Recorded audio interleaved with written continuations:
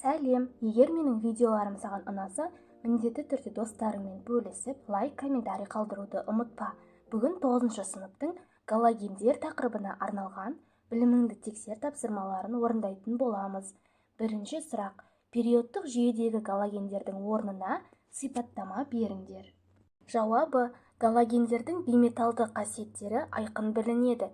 Периодтық жүйеде галогендер 7-ші топтың негізгі топшасында орналасқан.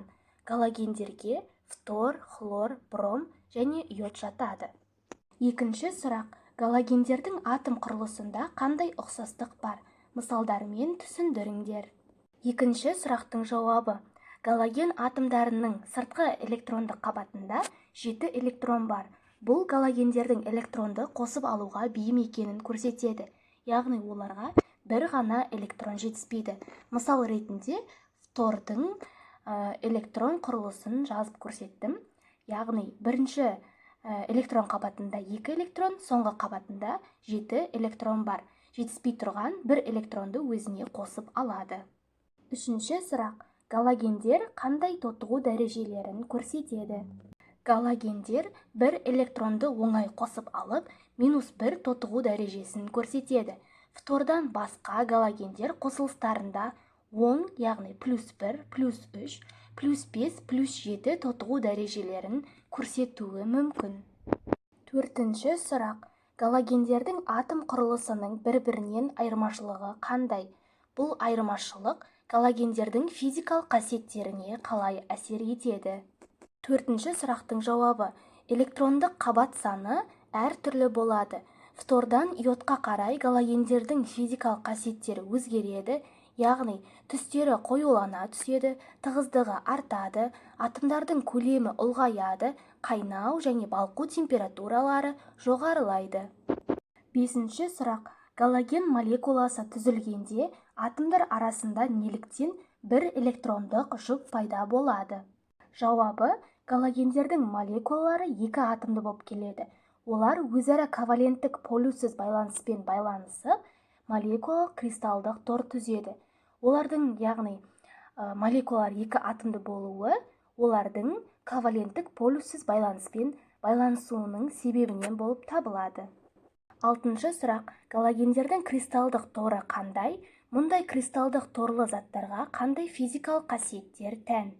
Алтыншы сұрақтың жауабы: галогендер қатарында жай заттардың тығыздығы өседі, түстері қоюлана түседі. Галоген атомдары мен жай заттары қасиеттерінің өзгеруінде біркелкі заңдылықтар байқалады. Яғни атомдық нөмірі артқан сайын бейметалдық қасиеті кемейді, ал металдық қасиеттері артады. Олардың кристалдық торы молекулалық кристалдық тор болып табылады. Жетінші сұрақ: атомдардың радиустары артқан сайын элементтердің электр терістілігі қалай өзгереді? Жетінші сұрақтың жауабы: топшада атомдық нөмірі өскен сайын галогендердің атом радиусы да өседі. Сондықтан фтордан йодқа қарай тотықтырғыш қасиеттері кемейді. Соған сәйкес галогендердің тотықсыздандырғыш қасиеттері артады, ал электр терістілігі кемейді. Сегізінші сұрақ: топ бойынша жоғарыдан төмен қарай галогендердің белсенділігі қалай өзгереді? Жауабы: топ бойынша жоғарыдан төмен қарай галогендердің белсенділігі кемейді. Тоғызыншы сұрақ: қандай галоген жалғыз сұйық бейметал болып табылады? Галогендер қатарында жалғыз бейметал ол бром, ол оңай буланатын қоңыр түсті сұйықтық. Оныншы сұрақ: қай галоген сүйекте және тіс эмалінде кездеседі? Оныншы сұрақтың жауабы: фтор сүйекте және тіс эмалінде кездеседі. 11-ші сұрақ: қандай галогендердің жетіспеуі қалқанша безінің ауруын тудырады? Адамға йод жетіспеуі қалқанша безінің ауруын тудырады екен. 12-ші сұрақ: көптеген тіс пасталарына қай галоген қосылады? Жауабы: көптеген тіс пасталарына фтор галогені қосылады. Осымен біліміңді тексер тапсырмалар аяқталды.